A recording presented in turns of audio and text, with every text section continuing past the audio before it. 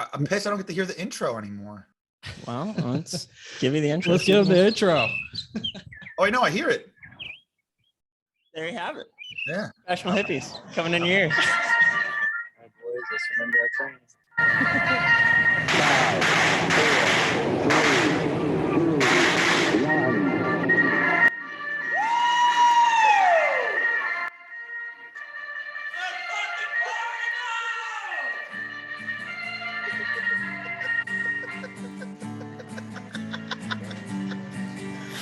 We are some hippies, these are my friends.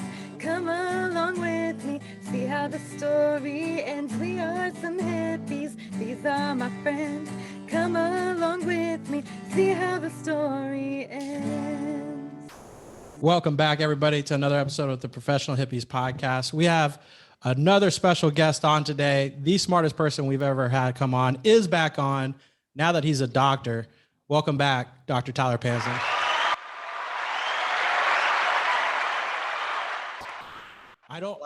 You told me what you're a doctor of now, and I'm not even going to try to give it a shot. So I'm going to let the smart man say what he is a doctor of now. Yeah. Well, so first off, I was a doctor last podcast too. So I'm not now a doctor, but Eat it. I have a PhD in cellular molecular pharmacology. So essentially, how drugs and substances affect the body.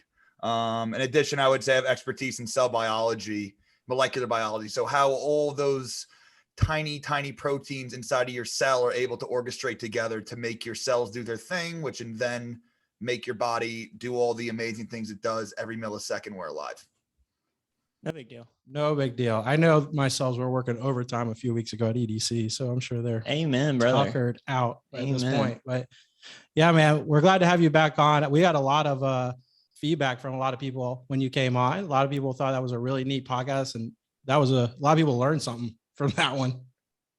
Good, man. That's the goal. Everyone realized they're a mutant. That was pretty neat. That was the cool thing, right? Nobody has perfect genetics. Everyone is genetically fucked. Everybody, like every single person in the world. Pretty much. There's no such thing as like at my job, you have like a reference genome, which is kind of what a normal person is. And you compare that, but even the reference genome has mutations in it. So what about that what's that island where those people are on that if you go there, they'll just kill you, but it's outside of, I think, Australia. Dude, those people are so inbred. It's ridiculous. You want to talk about a mutated genome? That's them right there. I didn't even think about that. Those are. Yeah, is that like? Oh, you probably thought, Dylon, you thought it'd be better for them, and then I thought it'd be better because you're going the other way. It's like dogs, dude. I wouldn't even want to look at a dog's genome because they're so inbred. That's why they're all covered in tumors by age, 10, 12 years old. Like Labrador retrievers, they're like covered with huge tumors. That's the first thing to go, and that's just from severe inbreeding over millennia. What would be the creature probably with the purest? Like they've say probably an alligator. Like they've just stayed the same. It's hard to say. Purist is kind of a vague term, but I do know they're doing a lot of research into elephant genetics because it was thought that the more cells you have in your body, basically the higher number of cells, there's a higher probability that one of them could get a mutation that could cause cancer. And, an elephant way bigger than us, their cells aren't, 10 times the size of ours. They just have 10 times as many cells. And for some reason, they have virtually no evidence of cancer in elephants. So trying to figure out and research in their genome why you would think probability wise carrying over the probability of cancer in humans and other mammals, they have virtually none. I'd be curious to see a blue whale, though. I don't think anyone's doing too much blue whale genetics, because they make the elephants look tiny. So, yeah, but I imagine it's pretty tough to just keep a blue whale chill for a little bit just to study it. Yeah, I mean, actually, do they have those in the Atlanta Aquarium, or what are those? Not the whale sharks. sharks. No, those are huge. Yeah, well, whale sharks are huge too. They they have at the Georgia Aquarium. Yeah, they had them there. Those things are massive. They had 3 of them. Whale sharks? Whale sharks, yeah. Whale sharks, they had them. And they had 3 beluga. Have you been to the Atlanta Aquarium? No. It's massive. Dude, that That's a thing that'll make you believe in God right there. 100%. You go and see that thing. I mean, I can even imagine how many gallons of water. So that they is. had in one tank, which is one of the first ones you see in there, they had 3 whale sharks. They had 3 of the huge manta rays.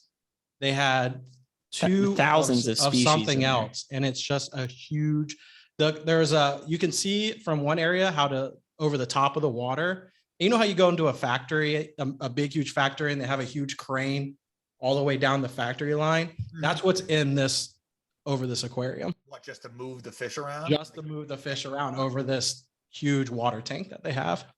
Yeah, it's a really, and they have this massive observation wall. When you walk in, they just have like really serene music playing. So a lot of people go there and like meditate and yoga. And I mean, it is seriously, it's one of the coolest experiences you'll ever see. Well, fun fact, I actually had my junior prom. We had our junior prom at the big aquarium on Long Island. So we were in 11th grade going there, and people were going there beforehand to hide bottles of vodka like behind the bricks in the shark exhibit and this and that. And they would have like teachers would be patrolling. You have to time it right, this and that. So, but I came to realize after the fact, looking back now, that was, really rare thing. People don't really do junior proms at an aquarium, but they did not have a whale shark there. Did they? I don't think so. No, probably not. I mean, that's Probably too drunk to remember. Yeah, man. So, hey, we're excited to dig in some stuff. I mean, so since the last time we spoke, I mean, what's the latest with your research? What are you focused on right now, or what's got your attention? Sure. So right now, the projects I'm working on, I recently became an affiliate for a company called Bioptimizers. They're a supplement company, and they kind of have a very unique approach to how they approach some of their supplements. I was really interested. I've been using their Gluten Guardian supplement for on and off for a couple of years now, because gluten completely wrecks me, totally messes me up.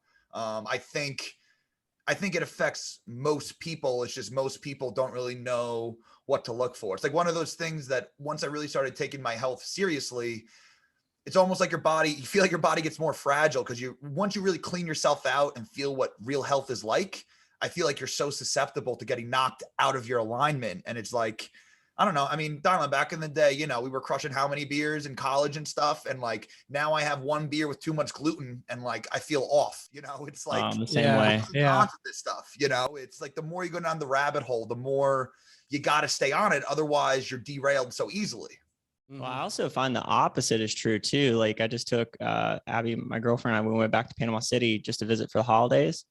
And the diets that my friends or family eat back home is just absolute trash, right? But like Thanksgiving's a big wake-up call. It's the same thing. Well, they don't even, the thing I'm saying is like their baseline shifts. So they don't know what 100% health feels like. And so it's like the body finds a way to optimize with duct tape. And it's just like, okay, like if I was to eat that greasy ass food, like anytime we're there, it's like I'm trying to eat as healthy as I can.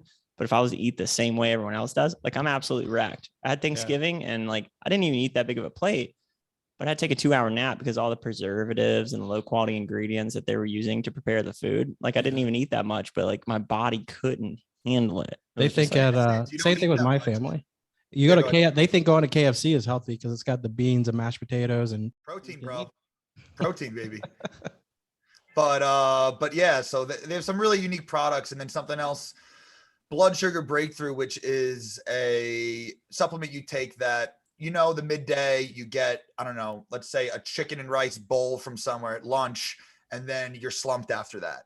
That crash after lunch. And the thing is that rice doesn't have gluten, so it may not be inflammation due to gluten, but white rice is essentially sugar. So is white bread. Your blood sugar spikes so quickly, and it's that huge sugar spike that makes your body dump a hormone called insulin.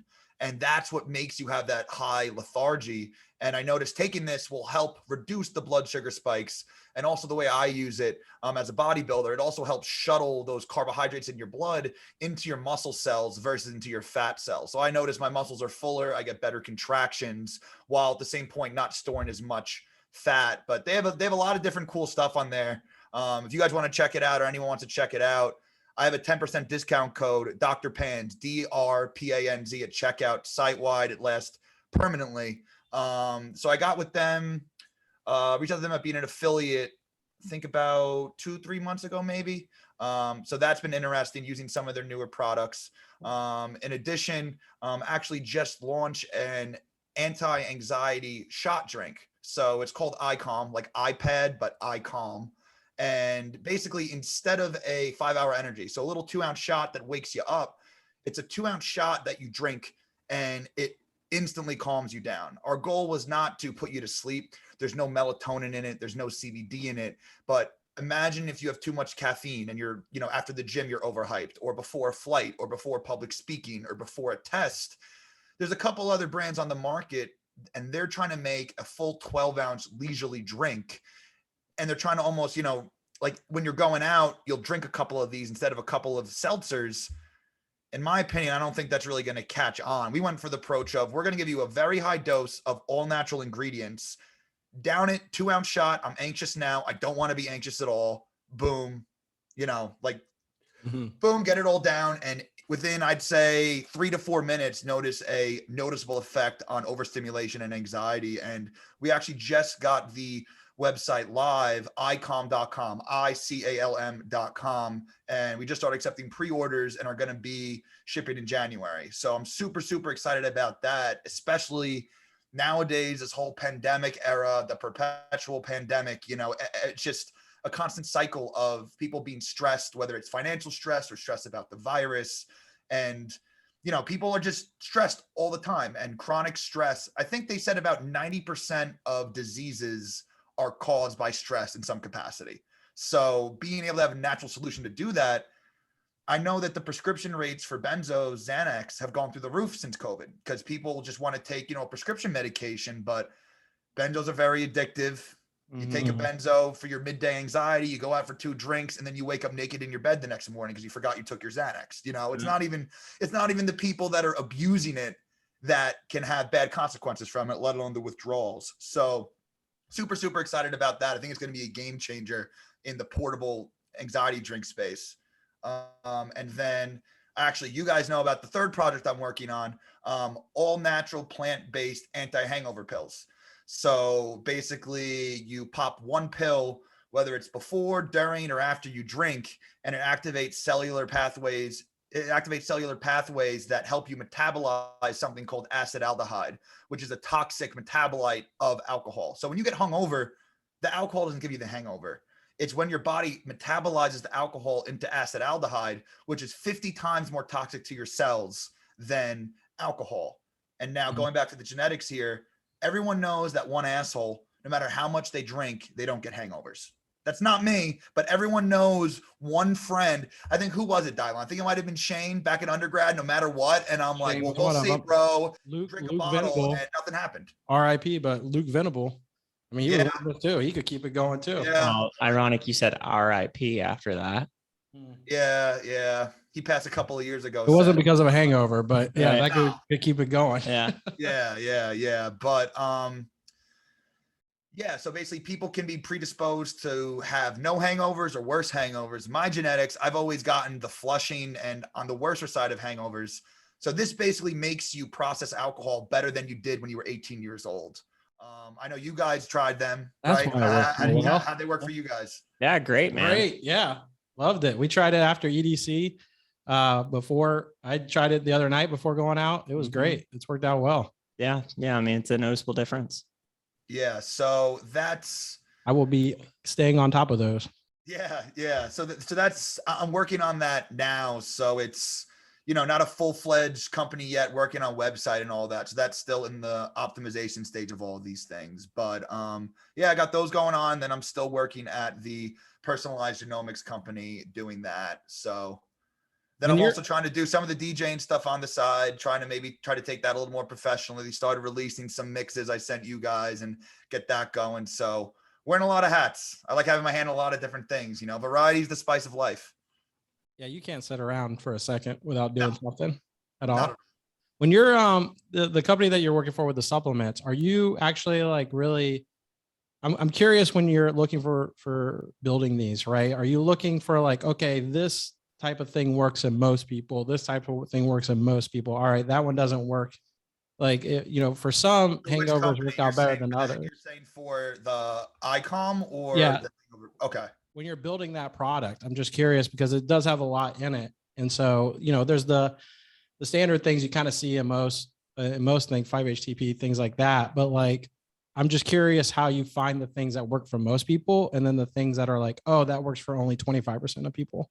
Yeah. So I would say that you'd be surprised. Most people, especially when it comes for anxiety, we tried to pick supplements and ingredients that targeted multiple different pathways in your brain involved with stress. So some of the ingredients that we have, they block the receptors that cause excessive neuron firing. So that'll help slow down neuron firing, which happens during anxiety and stressful situations.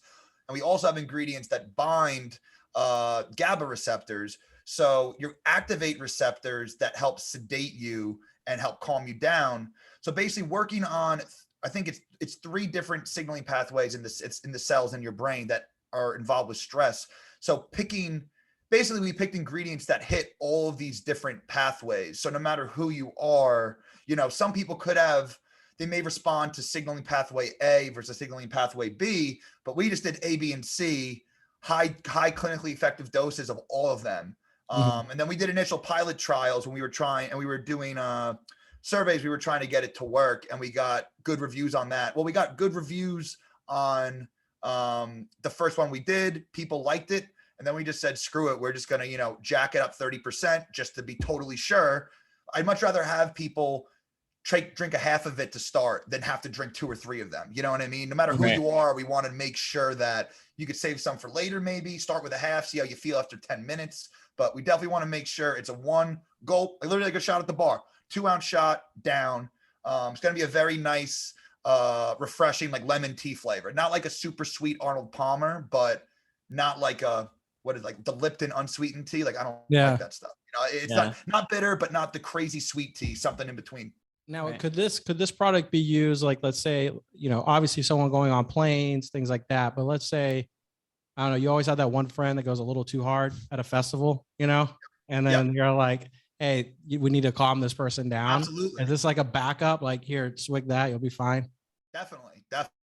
And like I remember in the past, like making the supplements for the raves and stuff after the fact to help you sleep.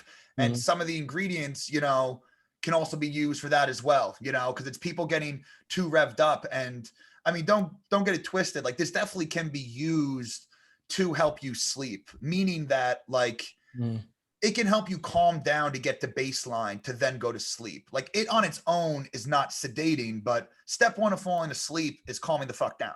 Right. And then you start to fall asleep. You know what I mean? So like you could use it to help you calm down to then go to sleep. But our goal was we don't want to risk anything with people taking it and falling asleep at the wheel, this or that, so can help you sleep around bedtime if that is, the desired goal. But in of itself, we want people to still be awake and alert. We want people to take it before a speech, and crush their day, like study well, do well on a test and calm the nerves, but not, zonk them out. We want to get people off benzos. It's grossly overprescribed, and it's often a Band-Aid fix for not only vitamin and mineral deficiencies, but this could also be a quick, rapid fix. Definitely a more natural fix instead of. Oh, definitely. I mean, all these things, they're amino acids, naturally occurring amino acids, or like GABA is in it, which is a neurotransmitter, which helps slow down excessive brain firing. So all these things, totally natural. That's the route we wanted to go. Sweeten lightly with stevia. We don't want to use any sugar or anything like that. So basically it's bare bones as you could get. And we opted to not use some other companies use whole plant extracts, which, the ingredients work, but it also gives that heavy planty flavor. So then the taste may not be so good. So we decided to get the purified, naturally occurring amino acids and neurotransmitters. So there's really not much of a taste to mask at all. So it's a nice, subtle slightly sweetened lemon tea, I would say. What I love hearing about all this is like what goes through an entrepreneur's mind, like trying to figure out like, okay, like we want to hit the right taste. We want to make sure the product's effective, not too effective, overly effective. Well, that's kind of new to me, honestly, because I've been, I've been a student and a scientist this whole time. And I just finished up school in May. And now, now I'm getting into the entrepreneur scene and like trying to develop this. Me and my longtime friend, he's a DO. We helped develop it, but like he's more of a doctor too. He's a medical doctor. So like we had to, kind of get a crash course on some of the business things and things to think about. Like me personally, I'm used to dry scooping supplements before bed. I'll do like a scoop of 1, scoop of 2, scoop of 3. And I'm just so used to the taste. I'm just whatever. But the normal person would be like, what the hell is this? So Right. It works. It's safe, but you got to think about the consumer, what the consumer wants. Psychology is the number one thing in entrepreneurship and marketing and all that. You know what I mean? You can't, having a good product is great, but educating them and having the right marketing and, the right little colors on the box or whatever, that's what matters more to get people to try it. And that's what It's I've been interesting. learning. I posted today. Have you heard of the brand Liquid Death, the water company? I saw it today on your Instagram story, but Right. no. So I didn't even know it was a water company. I thought it might have been like a coffee brand. Or alcohol or anything except for water. Yeah. Right. And I was telling Abby we were grabbing coffee and I was like, I love this water brand. She was like, why? And I was like, well, when they made a big splash on the water scene, their whole thing was like, fuck it. It was like a bunch of hippies that probably took acid and they were like, let's sell water. I mean, it's like, it's Is so there funny. any competitive advantage or it's literally just water? It's in a can. That's it. I mean, it's just It's out just of wa- a fucking So spring. they're called Liquid Death because it's supposed to be the liquid death of water bottles. So they went with that whole branding of Liquid Death. They want to do cans because cans are way easier Yeah. to recycle. I've seen them doing like compostable, like like the Yoo-Hoo bottles back in the day, how it's like that cardboardy, but like those Yeah. weren't biodegradable, but like that Right. same type of pliable feel I've seen lately with water. Water out of a can, It's pretty good. it's weird. It definitely sounds weird. I had the other day. Tasted great. yeah. Yeah, right. But it seems weird at water. first, like Well, what they did is they were like, fuck it. Like we want to be counterculture. So what they were appealing to was like a demographic of like young 20s. And so that's why they had on their website, you can sell your soul to them. So they used to do a different promotion where you could sell your soul to them and they would send you a free case of Liquid Death. Now it's like you get access to their club or whatever. They were all over EDC. They were like one of the Really? huge sponsors. They're at massive EDC. now. Yeah. Yeah. see, I don't like the only reason why I don't like the can idea. It's not closable, right? Once you open it, you got to commit to the whole Yeah. thing. Yeah. But how many bottles of water you see closed just laying around and they're like half full? Oh yeah, like at EDC and festivals. Yeah, Yeah. definitely. They're just laying Oh, around. just in you know? general. Just I in mean, general. yeah. Yeah. I'm like one of those people. I'm like, I don't know, when I'm busy throughout the day, like I'm always remind myself I should drink water, but like I'm the type of guy, it's like I don't drink water for 3 hours. Then I'm like, shit, I got to drink water. And then I just suck down a 12 ounce in like 4 I do seconds. that. And then Yo, I'm like, you know what max. really fucking pisses me off is Dasani. The amount of people that love Dasani that don't know that is regular ass city water Gross. that Coca-Cola takes and they just suck out some of the shit that the city puts in it Yeah. and they add back in their own little like recipe salt. of salts and stuff Whoa. so it's a congruent taste across the nation. Trash water. But you're literally paying for the water that you could get right next to out of the faucet. It's the exact same, doesn't go through any different of a filtration process except for them to scrub the taste so they can add the taste back in. Yeah. Tap water's wild. Tap water's crazy. Like, have you guys heard about atrazine being in the water? Mm-mm. So atrazine is I'm pretty sure it's a drug that modulates estrogen signaling. And basically some ecologists were noticing that a lot of frogs were turning to hermaphrodites. So male frogs were like turning into females or like half male, half female.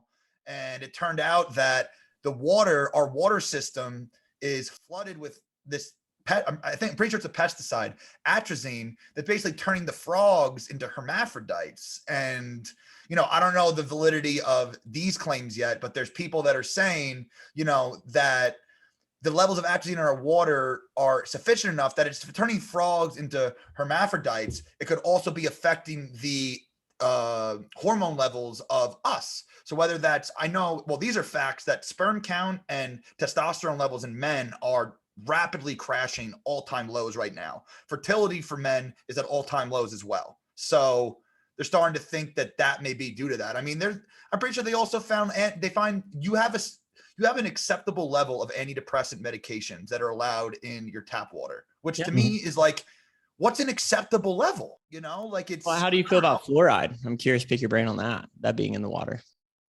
Yeah, I mean, I personally use fluoride-free toothpaste, and I think it's one of the big Brita things that you have to, not the one that attaches to the faucet, the one you have to fill up, but it's like, it's a pain in the ass because like I always forget to fill it up. I get yelled at because I don't fill it up after I'm done using it. But You're an animal, I by drink the a way. lot of water, so I got to fill it up like 4 times a day. But I mean, the fluoride stuff, I know with like calcifying the pineal gland and stuff, there's data around that. I know that iodine can also help like rid the pineal gland of calcification, as well as just, removing fluoride. But the levels of fluoride in drinking water versus toothpaste, like the amount that's in toothpaste, I think is a much, much, much, much greater problem than the amount that you're drinking in the tap water. So I use the fluoride-free toothpaste. I'm pretty sure my filter filters out the fluoride, but again, it's one of those things. Once you go down the rabbit hole for all these things, like it's just more stuff to worry about. Like I would go broke if I tried to eat perfectly organic. If you try to cross all your T's, dot all your I's in the name of health, you're going to drive yourself insane. You're crazy. You're going to end up like one of those people living on a farm somewhere, like trying to shoot the planes down because of contrails. Exactly. Exactly. I mean, you hear one day that, like rice is linked to longevity in Asia. Then you also hear that keto, no carbs at all, will add 40 years to your life. It's, like the ironic part about all of this, the number one thing that they've linked to longevity and health is happiness. Lack of stress. Yes. Lack of stress, increase happiness. And whatever that means. I mean, like you look at the people like connection with others, like how many you hear all the time about, your friend's grandma or something, her husband passes away and then she's in relatively good health and she passes away 3 weeks later, and that nothing does any of the shit that we're talking about doesn't do nearly as much damage as cortisol probably does. Just flooding your system with stress and just like being tense all the time, worrying about the government, worrying about money, worrying about, other people's drama and bullshit. Like, isn't that what you hear with like cancer patients sometimes when they're like, oh, fuck it, I'm going to go live my life and make myself happy. And then all of a sudden their levels start turning around. I hear about there's cases of that, it's definitely not like a universal. Yeah. Every person's cancer is so crazily different. Some people based on their cancer's genetics. So cancer happens when your normal cell mutates, and your cells mutate all the time. And normally your body will just go through something called apoptosis and you'll kill that cell, because you have plenty to replace it. But sometimes one of them that should be going to undergo apoptosis, it doesn't. And then it keeps getting more and more mutation and becomes cancer. So the cancer is basically a huge concoction of a bunch of different nasty mutations that bypass being killed. And now it's too big to stop. But that's why you hear some people, they go to Mexico and they get the mega, mega high dose THC oil treatments for their cancer and they're cured for it. And in my opinion on this, like I do think that can occur for certain cancer patients based on the cancer's genetics. Now, could the THC oil treatment make the cancer worse? I'm not totally sure. There's not much data around that. But, what works for one person, then they go and they're like, it must work for enough people if they're going down there. Treatment. Sorry. Well, I mean, it's kind of like you look at it this way, right? Where it's like, hey, Western medicine is at a point for a fucking reason. But what probably got you there is like a lifestyle. That means in most cases, right? Not all the cases. There's very unfortunate things that happen to very good people living great lifestyles. But like, yeah, maybe if you're not eating green shit and you got cancer, you probably need some green shit, get some sun, and do the Western medicine treatment, right? Where people are like, I'm gonna change my life. I'm gonna fucking eat this shit and not do any of the radiation, whatever. It's like, hey, that's cool, but like maybe do both. I don't know. Sounds like win-win scenario. And I mean, some of the cancers that I think that are solely just genetic are the childhood pediatric cancers, because you're not feeding a child for, they're 5 years old with like a glioma brain tumor. It's not, the trick cereal you fed them for a couple of years that did that, and then also as we age, our cells just don't get as efficient.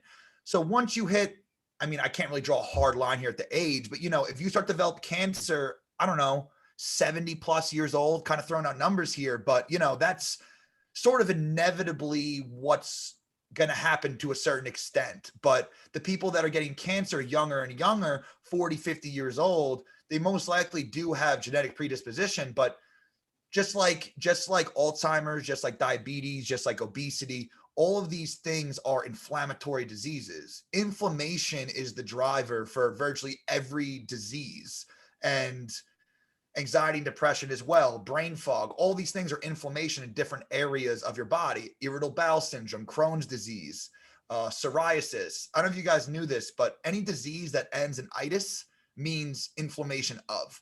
So pancreatitis, inflammation of the pancreas. Appendicitis, inflammation of the appendix. So think how many itis diseases there are. There's so many because every organ can be inflamed for one reason or another. But also at the same point, in today's day and age, there's so much things that are in the air we breathe, the water we drink. You almost need to be not only eating healthy, you need to be taking certain supplements. Like me personally, I love curcumin and I love piperine. Those two things together, like What the fuck did you just say?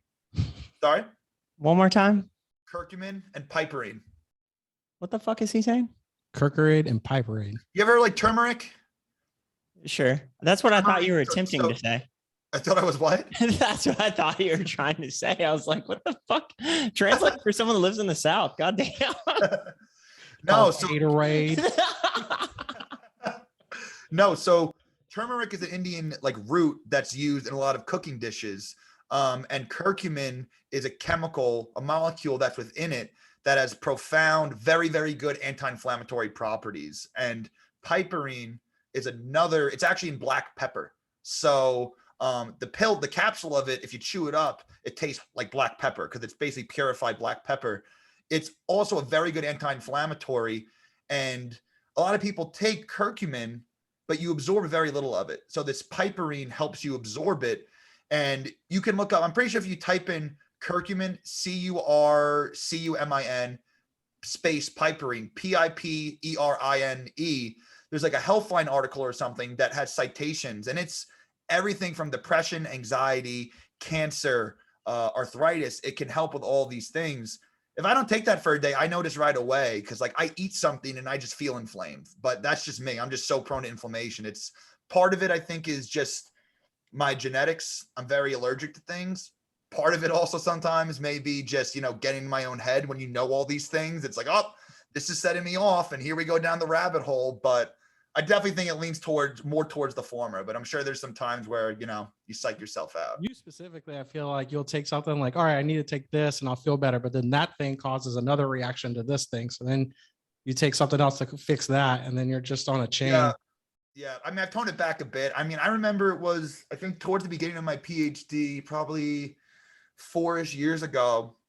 I remember I was taking so many good healthy supplements, green tea extracts, acetyl L-carnitine, sulforaphane. I was taking so many things, but I started feeling like not good. I was getting bags under my eyes, which was like suggesting like liver stress. And then I was just like, for any one ailment you may be having, there's dozens, if not hundreds of different roots and natural things that can help. But like people ask me, what do you think about this supplement? Do you take it? If I took every supplement that I thought could help me, you can overstress your liver with healthy things because more isn't always better. And on top of that, Right. like green tea extract, you can take in a pill. A lot of these things are so concentrated too. It's like drinking, I don't know, like 40 cups of green tea. You know what I mean? So it's like that day after day, it may be done in the name of health, but the dosages and everything, you got to be careful. I always tell people, add one thing at a time and do it for a couple of weeks before you add something else. Don't start the mega dose, nootropic, health max, mega bougie stack of like 50 supplements at once. And then you're wondering what's making you feel anxious because then you're never going to figure it out. Well, as long as you have your crystals to wipe out everything, you'll be fine. Well, like an interesting that I have noticed, like the influence of pharmacology, especially in like Western civilization, is that it is like kind of put us on this path, the predisposition that when you take something, you want to feel an effect versus like when I went to the Amazon, like they had the understanding of like, hey, if you're going to heal yourself naturally, it's going to take time. It's going to take a lot of doses repeatedly. right? So like what you're talking about, like concentrated doses of even a green tea extract, you're like, oh wow, I feel something when I took that, versus their approach has typically been like, you actually like you not feeling anything's like totally okay. In some cases, you know, you're going to feel stuff when you eat this bark or, you know, whatever concoction. But a lot of times it was like steady doses over an extended amount of time in which they would see the result, because that's just kind of typically how nature works, right? Like if you found yourself in a position, there's a lot of little things that got you there. To get out of that position, it's a lot of little things to get you out of there. Yeah, like that healing's coming from within, you know, instead of just taking something. If now there's a difference here between daily anxiety, like people waking up like just freaking out anxious, and you know, everyone gets anxious before a test or something, so these are different things. Like situational anxiety, that's one thing, but Right. people that deal with crippling anxiety all the time, or depression, you know, because coming from, I'm sure from the Amazon, that's trying to heal from within, getting to the bottom of these things. Why are you hardwired the way you are? What made you that way? What past experiences that your subconscious is buried dictates the way, the lens through which you view the world on a daily basis? Because reality is how it is. We each have our own view of it. Someone that has anxiety in the same situation as someone that doesn't, you're both experiencing the same thing, but the lens of your brain chemistry is making a very different thing. One person may just be chill. The other person's like, when are we going? We got to go. We've been here too long. We got to leave, blah, blah, blah. You know what I mean? And it's, you've both been there the same amount of time. Like, you know, a treadmill minute or a microwave minute is like 11 and a half minutes in real life. You know, like they prove that scientifically, not really, but you know, when anxiety kicks in, everything else seems to slow down, you know, but. Well, there was a retreat that I went to recently, and I really connected with this guy over his grandfather passing. He was extremely close to his grandfather, and he's in a room with his family that they're trying to hold on so much, whereas he's bringing stuff in, like he wants his grandfather to like pass easy, you know, really ease his experience. So you're literally looking at two different lenses of how people view the cycle of life, right? Where he's like, I don't want my grandfather to die, like being stressed out, like everybody being crying, sobbing. He's like, no, man, let's celebrate his life. Like, and he's terminally ill. Like, you know, it's imminent when he's going to die. And so it was just so interesting for all of us, you know? Yeah. I mean, it's like, hey, it's all going to happen eventually. And so it's a very hard thing to grip with, especially when you're talking about something like death versus like sitting in a movie and someone having high anxiety, someone like enjoying the plot. But you know, it's just all kind of reflective of what you're talking about. Like we're all watching the same quote unquote movie, but the experiences you've had leading up to that really shape a totally different perspective, one human to the next. Yeah. And it's really hard, near impossible to, you know, heal from these things like on your own. You know what I mean? Because everyone is in their own blind spot to some extent. You know, it's so easy to look at someone else's situation and say, oh yeah, you should do this. Why aren't you doing that? It would fix you in a jiff. And then you're in the same situation and you're like, help, I don't know what to do, because, you know, your emotions are running wild, you know? So, I mean, that sounds crazy going down to you were literally in the Amazon. Yeah. All the shamans and stuff. Yeah. Wow. Yeah. Want to go? I want to do that one day. I found they had like a shamanistic retreat out in Long Island. Like, I think it was like a 3-4 day, like spiritual awakening thing. But I was thinking, I'm like, if I want to do it, I'd rather save money and buck up and go to the actual, you know, go into the heart of it, like where it originated from. Like, no knock to whoever that healer was on Long Island, you know, but like, that's what I recommend for people too, especially when it comes to something like, you know, if you're doing like a plant medicine journey, like a boga or ayahuasca, or, you know, something where it's like, especially in the psychedelic realm where it's really intense. And you know, for ayahuasca, yeah, it's the Amazon. For other regions, it's different things, right? But you want to go where, like, at the end of the day, there are lineages of information being passed on one healer to the next. That's just, you want to be a part of that, because get as close to the breadbasket of where it was formed as possible. So whether or not you're into the woo or whatever, but there's real things like how we used to pass on information through myths, like mythology. You know, there was like really, it's just like the Bible, right? Like there's real hardcore wisdom being passed on through these stories. And so you can strip that away and get straight to like what is the root of what's being expressed. But it's a fun experience at the same time. Like you go to the Amazon, you hear everything loving and fucking and trying to kill each other. It's like the forest, when you're in it, you literally feel the life turning from being born and dying and metastasizing. It's this really bizarre. The jungle never turns off. So when the sun goes down, it's this unnerving experience of hearing everything around you at a frequency, at a vibration, like at a literal decibel level where you're like, what the fuck is going on? You don't have that in the concrete jungle. You know, I turn on my noise machine at night, go to bed. Yeah, I'm a big fan noise machine guy. I need it. Yeah, absolutely. You know? But down there, the noise machine is fucking nature. It's like, what's up, bitch? I'm going to come get you if you don't move. I mean, it makes sense, you know, because it's like all these psychedelic medicines are advancing and showing such immense promise. But it's, for some of these, I think the psychedelic trip itself is part of the therapy. But on top of that, though, actually having the shaman, or, you know, in the clinical professional setting, having that psychedelic integration coach, you know, and then you're being bombarded with all these different things, you know, having, whether it's a shaman or the psychedelic integration coach, to help you integrate these things and make sense of it. And I mean, thinking about it evolutionarily as well, like these ancient, you know, tribes, and when they initially found these medicines, it's almost like we co-evolved alongside these plants at the same time. And it's like thinking almost as if having, trying to think how to word this.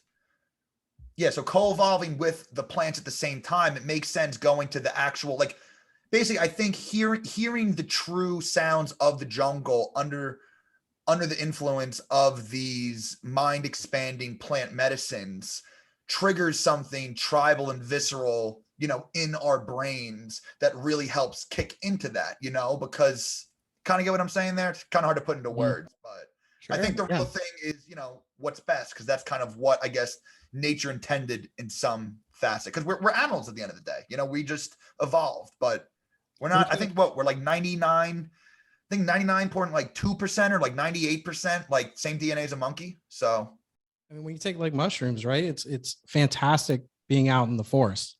You know, when you're on mushrooms, I would rather be out in the forest than being in my living room. Right. Because anytime I take it, I want to go outside. Yeah, way too confining for sure. Yeah, I want to go outside. So where you're coming from on that, I can understand that from that aspect, at least. Of it's almost pushing you to go, hey, come outside, come to where I am. Come back to where you and your ancestors came from, more or less. You know Well, just even speaking to like the clinical promise that psychedelics are showing right now, like I love that pathway that's being explored, but I'm a really big proponent of recreational use as well, because, you know, when you take the lid off of like allowing humans to just do whatever the fuck they want, like, yeah, hey, it's great. You're suffering from depression, anxiety, PTSD, all these things that need a real fucking answer. But there's a large swath of people that aren't living up to their potential and are just suffering, you know, from chronic stress as it is like a baseline. That door, be it mushrooms, DMT, etc., allows them to access a whole different reality, a realm, if you will, and come back and realize like, hey, I want to make some changes just for the better.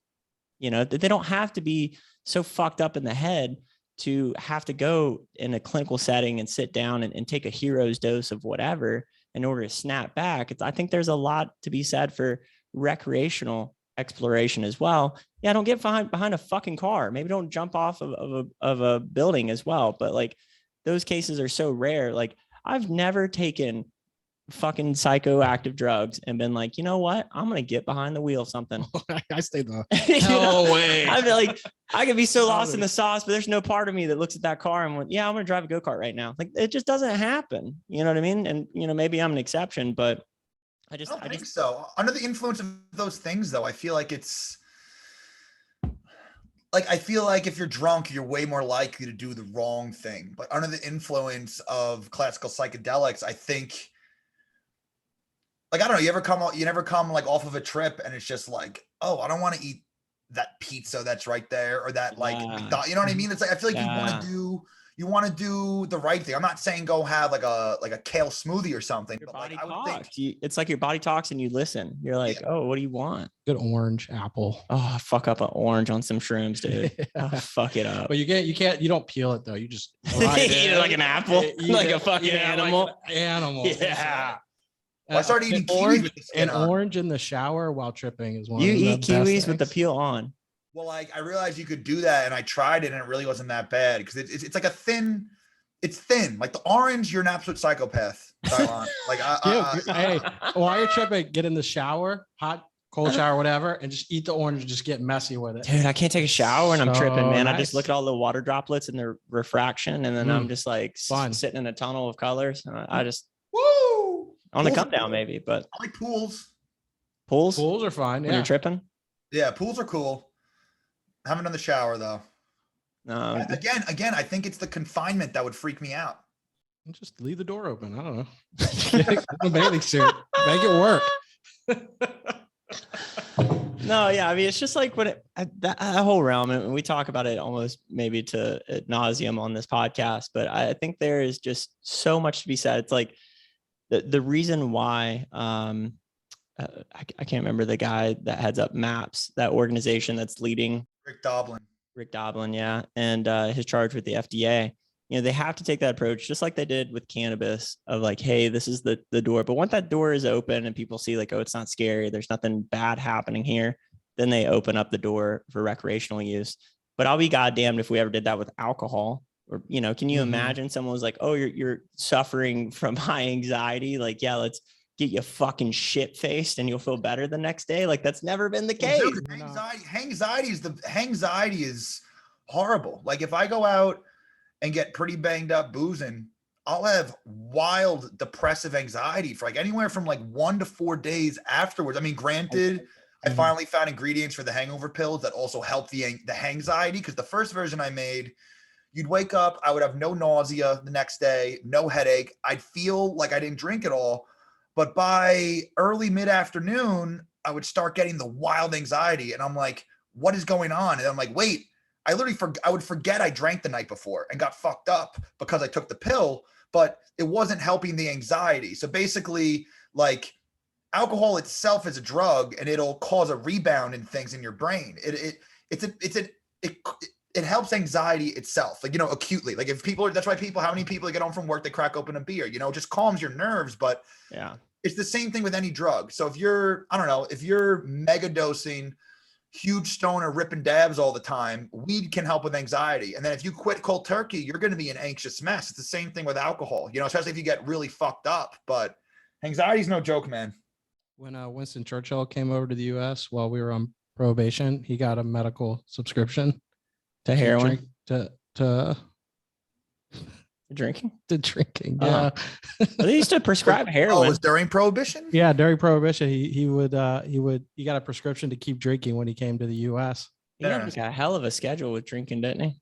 Oh yeah. Yeah. That gets scotch, cigars. That always blows me away. These creative types, like Fear and Loathing. What's that guy's name? The author Hunter Thompson. I love you guys. You're great with names. Have you ever seen his schedule of what he used to do to get in the zone for writing? Is that the guy that said he would like drink Shivas and stuff and smoke? Yeah. Do some cocaine. You know what's hilarious? Wake up. What's hilarious? My buddy mentioned Hunter Thompson and he started telling me this. And there's actually a song, Daily Routine by Dennis Cruz. Really, really good tech house track. Love it. But it's literally like a nice tech house beat. And it's literally some guy like saying Hunter Thompson's routine. It's like 5 a.m. Shivas, smoking grass. Yeah. That is a dope track. I know what you're talking about. Yeah.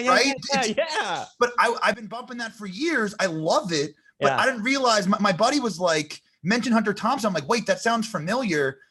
That's happened so many times with really dope songs I hear. It's like the vocals are awesome. And then I find out months or years later that it's actually has historical value or something. You know what I mean? Alan Watts is all over Deep House. Yeah. And it's like, I almost want to make my own song and be like, you know, like, wake up, take the anti-inflammatory, take the piperine, go to the rave, this and that, blah, blah, blah. You know, I can narrate, like, you know, like have some ICOM, take the edge off, take my hangover hoop pill so I'm not hungover. They're cracking up right now. That's why I decided. Please, Tyler. Please make the song plugging all his products. Please make that. We'll make that as a closer. We'll make that as the closer to this podcast. If you make that song, dude, that's my next step. I've been going heavy in the DJing, but I definitely want to start. Yeah, dude. When are we gonna Actual collab, tracks, man? We got to put yeah. together some heavy shit, some wah Yeah. you know. Oh, But man. yeah, so Hunter Thompson was in a Tech House track that I love. I am looking Found that that up. out after the fact.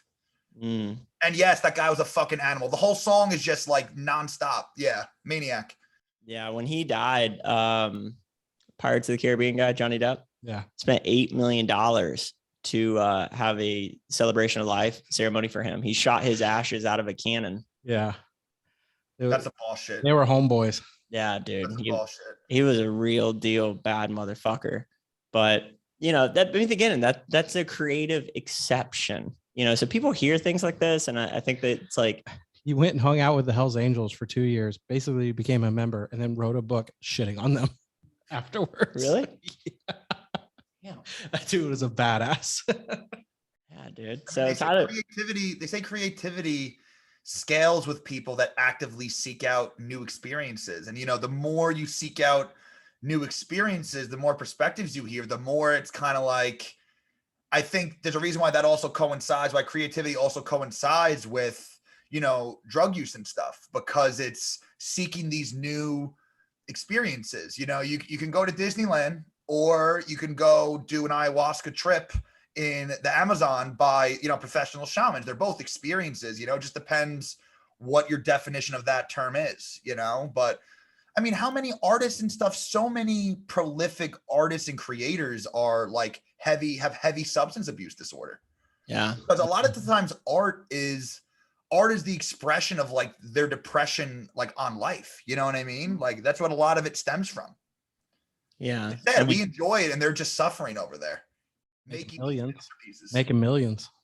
well, Sometimes. There's some Yeah. artists. Some artists, of course, don't make it till afterwards, but a lot of them. Yeah, the posthumous fame. I mean, I worked with a business coach at one point that dove into my necessity for novelty. I don't remember exactly how he expressed it, but he was very curious around why I liked searching for new experiences so much. And that actually opened up like a really novel thought, if you will. Well, I hadn't really considered that, you know, like Sam Harris talks about, you know, if you're ever sitting down in a doctor's office, dentist, and you're bored, that's actually a sign of an untrained mind. And so the fact that like, if you're consistently seeking out novel and new experiences, there's also something to be explored within that, where it's like, hey, the grass is always greener where you water it. And so that helped me dial back, because I used to have an obsession with going to different countries, always having to do new things, not watching the same movie over again.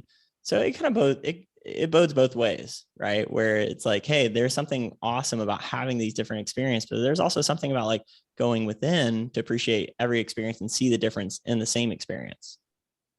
We're very, very similar in that fashion, because I'm obsessed with novelty as well. And I myself have been trying to dial that back a bit as well. And instead of Fucking lean into it, dude. Shit, you got one life. That's how I told him, fuck off. I'm not paying you anymore. No, I'm kidding. But I mean, yeah, dialing it back a little bit, appreciate each experience more so, rather than obsessing about what the next one's going to be. Yeah. Hey, how much do you feel like sex affects your genome? Well, based on how you worded it, sex itself wouldn't change your actual DNA code. So, but something called, so that's genetics. Epigenetics is you could turn genes on or off based on your environment and what you do. Like meditation, for example, they've done studies in monks meditating.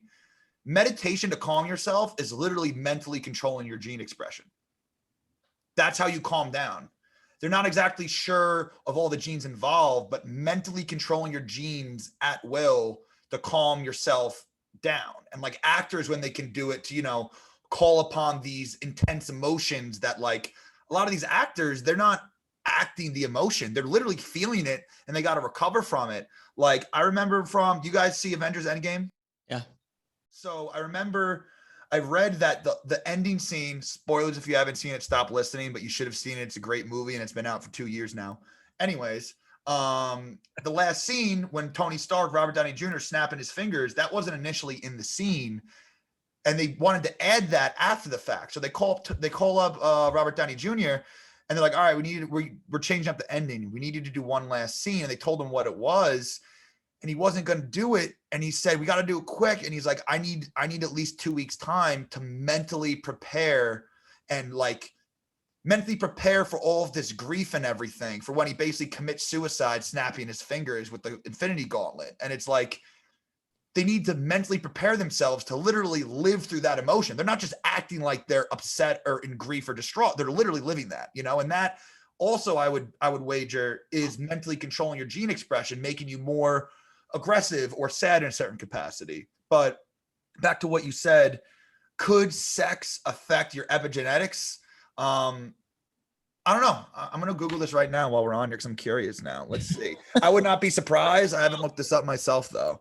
No, I'm just curious, I mean, you know. what like- about the guys that you always see that, what are those types of guys that like, they can never get women or anything. They get older and then they like start hating on women. What they have, there's a name for those guys and they always look unhealthy as hell. gay people? No, it's like, I mean, it really is. There's a name for it. It's usually the guys that go like I shooting didn't up. mean that, by the way. If That you're in our usually go community, shooting. I You love said it, you. not me. Yeah. Those are the ones that usually go shooting up like places because they keep getting. Oh yeah. There's like they want to have sex. They try and no one's accepting I them. don't They know, keep yeah. shitting on Is it themselves. incel? Thank you, incel. It is Yeah, incel. Yeah. like I wonder if like because That's what it's I think it stands for involuntary celibacy. I'm yeah, pretty sure. yeah, and because they're trying but not getting it, I wonder if that's doing anything. Yeah. Compared All to I see someone that would be, Why wouldn't you just get a hooker? I mean, that's the smart thing to do at that point. But I mean, I live in I- Wisconsin. There I ain't don't many understand. what's your options there? I don't know. Wisconsin. I don't know. Drive down to the closest farmer's market or some shit. Fucking got a cold $20 bill. Trade some cantaloupes for some cantaloupes. You know what I'm saying? Fresh kale here. Got an ear of corn you can gnaw on. Sorry, this is not a professional. We got to steer it between the Yeah, isn't the lines. first name of this podcast professional and then the hippie club? Yeah. We know it too, buddy. We know it too. It's just consistently reeling it back in. We always leave it that happy. So Dylon, you went to EDC Las Vegas? Oh no, you went to EDC Orlando. Orlando. Yeah, that was awesome. Getting What go was that, 2 first days first or time 3 to that, days? huh? Was that 2 days or 3 days? It's 3, but we only went for 1 day to it. We went the VIP route. We were like, we're going 1 day. Let's just do VIP. 100,000,000% worth it. Well, Yeah. Let's tell it the Yeah. way it really happened. Dylan was begging for a bad time. 100%. Dude, he was, I mean, like I had Always to beg. sell him on 1 day. I was Yeah. like, dude, I know my body cannot handle. I mean, it can handle 3 days, but I was like, We're already here. Let's just, just give me let's one stay day, another Dylan, day. just one. But the VIP experience, have you ever done VIP at any festival or any event like that? Not at a festival. I've done. Well, we did it last time we were in Miami. Remember, we got that table. What was it? Yeah, but that was like. There's a couple of tables. We'll put you at. You could sit at this thing with a little couch in the corner. It definitely wasn't like a. Sure. It wasn't a nice type of VIP. Yeah. You were so pumped about that DJ too, and then it just was like he wasn't playing at all what you were. Yeah, I don't think we could even see him. Like we were like Yeah. in the corner, like You were not off even to the able to corner, see and the him. DJ was like Yeah. up ahead to the right. Yeah. That is the worst. But it's definitely the. It was a he got it, like the buddy who booked it got somehow found like think of like going like getting a discount code off a website for something. Sweet. So he found one of those, right? So then we show up, and then the the table people were like, "What the fuck is this?" And he's like, "I bought that. That's here." And like they had to go make room, basically. Oh yeah, they like pulled like I pretty like pulled the table out of the kitchen. Pulled or the something. table or something out Like, of the "All right, kitchen guys." and like put it. They were like, "I guess we sold this." Yeah. And Yeah, so no, I haven't had a it was problem like, no, we're not walking out of here without a bottle and a table. And he sure did. We got it. Yeah. Corner. But to In what the you corner. said, I definitely think it's I think I've always been a fan of doing, a straight through, like one long day, like one 24-hour shot and done. Cause it's, we did do the 3 days Dylon in Miami for 3 days and it was a lot. It's the that was back-to-back days, Too even much. 2 in a row. It's the repeated days that Yeah. really, What really we had, what we were also taking wasn't what we thought it would be. and that turned into something else. That's like what we had and what we were taking was not like that was 10 commandments. Yeah, that's 100%. We should have had that laid out on a wall everywhere we went, looking at that. Man, number one, But- test it before you take it. Oh yeah, for sure. And that's but that weekend was fun, but that was definitely the weekend where I learned like, oh, testing is 100 million% important. Yeah. I on mean, what you're testing's doing. super important, dude. I always tell people, dude. I mean, that's What I wanted to talk to you about was like a lot of people don't know, like, oh, little like when we've been at festivals, right? And then he likes to test usually around like the 10 people around you or whatever. And a lot of times it's not pure, it's not good. And they're like, Like a fuck solid it. 30-35% of people. They're like, it's oh, not fuck what it, they I'll want. take it. And it's like, I don't think those people that are usually saying that, like, oh, fuck it, I'll take it, have probably never tested their stuff and don't realize actually what is doing the harm that's doing to them. Because there's a difference between taking, let's say, pure MDMA and the harm of what taking something else that it's cut with and what it does to you. well, yeah, exactly. And it's You'll have a great time, but what it's doing internally is not. Or maybe you won't. I've seen plenty of people take bath salts. I mean, in high school, we didn't know any better. Like we went to the store and bought bath salts intentionally to take them. But at least you knew going in what the side effects would be versus you're going in expecting MDMA and then all of a sudden you're getting this tailspin of a fucking time and then you're thinking you're going to die. Well, I mean, you could too, right? You could very well. I mean, well, yeah. I mean, regarding the testing stuff too, it's like I hate when people use the word, oh, I'm gonna go to EDC, I'm gonna take Molly, or I got some Molly, and I'm like, that's supposed to mean MDMA, but nowadays that can mean amalgam of a bunch of different things that make you feel Or ecstasy. kind of bean. good. Or Yeah, I got a bean. What is yeah, in and it's Yeah. like, but because the thing with the testing too, there could also be a research chemical in there, and some of these research chemicals are like so much more potent that you could be taking something that absolutely gets you crazy wrecked. It shoots your temperature up. I don't know if you guys know, they've done studies with mice, and this has been shown in humans as well. They say that about 80 to 90% of possible neurotoxic damage from MDMA is strictly due to body temperature.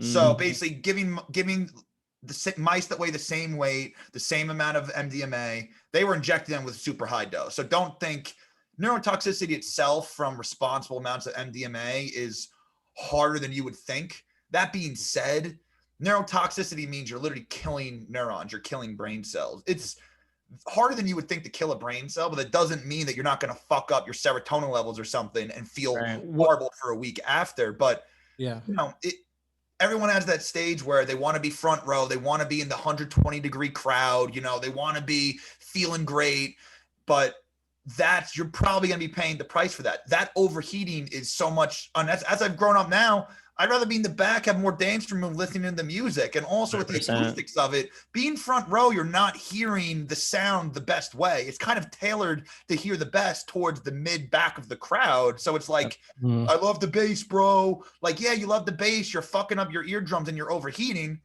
Been there, done that. Everyone has that's been, going to raves and stuff. But the overheating's huge. But on top of that too, it's like, another thing that could be issues is like MDMA and MDA, also called SAS. That's similar, but it also activates the serotonin HT2A receptor, which is the same receptor that psilocybin, mushrooms, LSD, and DMT hit. So you get kind of psychedelic visuals and that trippy thought process.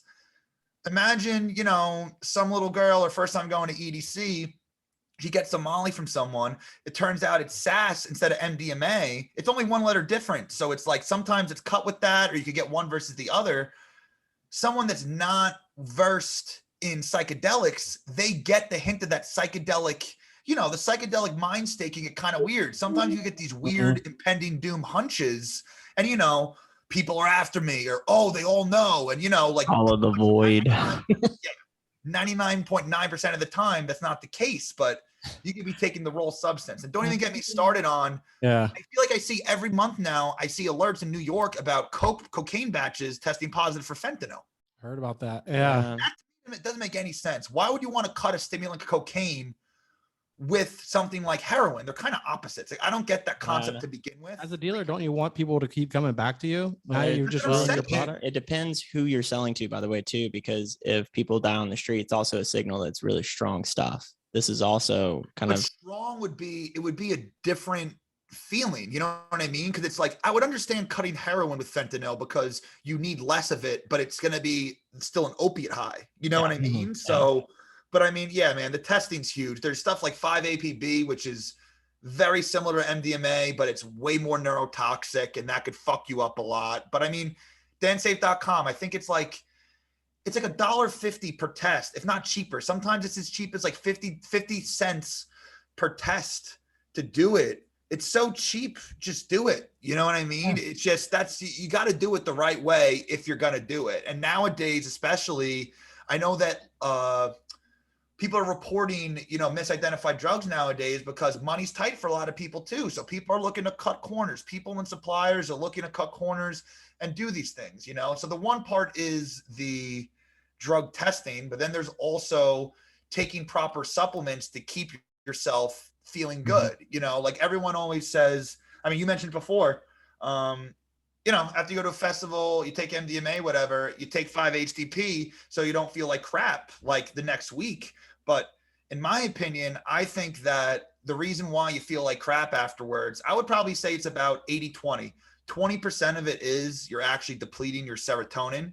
So 5-HTP could help. I think 80% of it is from the inflammation that is caused. Some of these drugs, MDMA, amphetamines, which is like Adderall, cocaine, these things can cause inflammation in your brain. So it's also been shown that inflammation itself can lower serotonin levels and cause other disturbances in your brain. So for example, before you're going, and this applies to drinking too, which causes inflammation as well. Before you do these things, take proper anti-inflammatories or take something like magnesium. Magnesium actually blocks something called the NMDA receptor. And through that receptor is how your brain cells can die from excessive firing due to excitation, due to these excitatory drugs. So magnesium not only blocks that receptor to protect your brain cells, it also stops your jaw from rocking off because it helps slow down brain firing as well. So you're helping that as well. So you're not on these gashes in your mouth from,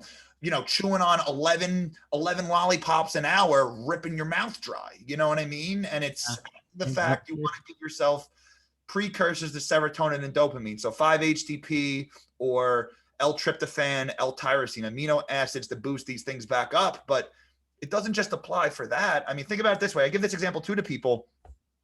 Everyone's always so focused on, you go out, you roll, you take MDMA, you're going to have low serotonin, so you take 5-HTP. So you're taking a drug that releases your body's serotonin, so you have less of it. So you take 5-HTP to bring it back up. But what about the people taking Adderall every day to study?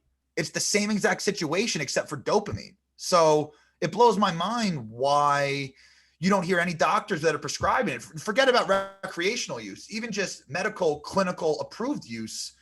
You're forcing your body to dump dopamine over and over again in excess every single day. Yet if you're taking a drug that makes you dump extra of something, you should supply your body with extra reagents to replenish that.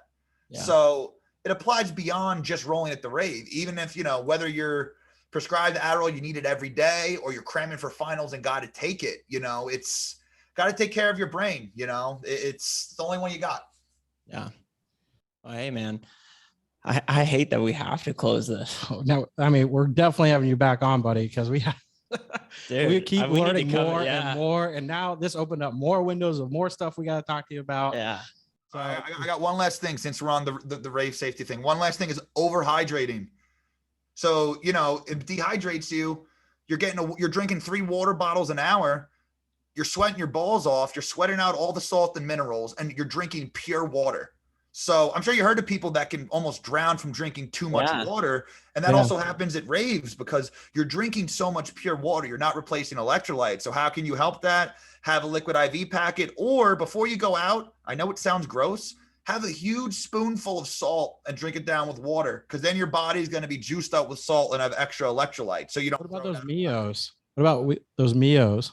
I don't know. I don't know if they have electrolytes. I know They can have an electrolyte version, but what he's talking about is a way better route to go about it. Either the IV, I mean, essentially meal could help too. all those liquid IVs is really a bunch of salt and zinc. Like Exactly. They should sell those at the venues, I think. They do. Sometimes they come in little they packets. do? Great. Yeah, there's little packets of the liquid IVs now that they sell at a lot of them now. Yeah. Gotcha. Well, hey, brother, how can people connect with you again? I know Mm-hmm. you kind of threw a couple things out, but Yeah. So, I got to thank you guys for, specifically Dylon, for pushing me to make the professional Instagram. So, yeah, at Dr. Tyler Panzner, Dr.TylerPanzner. I went on a tear doing a couple of posts, and all these other business things kind of ate up some of my time, but I definitely want to circle back around and, start putting out some more good content. So, find me right on Instagram. dope, dude. We'll push it for you. And if you guys enjoyed this podcast, please go connect with him. Mm-hmm. Also connect with us. Take a screenshot of this, throw it up on your Instagram. We love it when you guys tag us, and we get to share that too. So until next time, Doctor, thanks for coming on again, man. Thanks, buddy. Yeah, I can't wait for the third one. Third one for charm.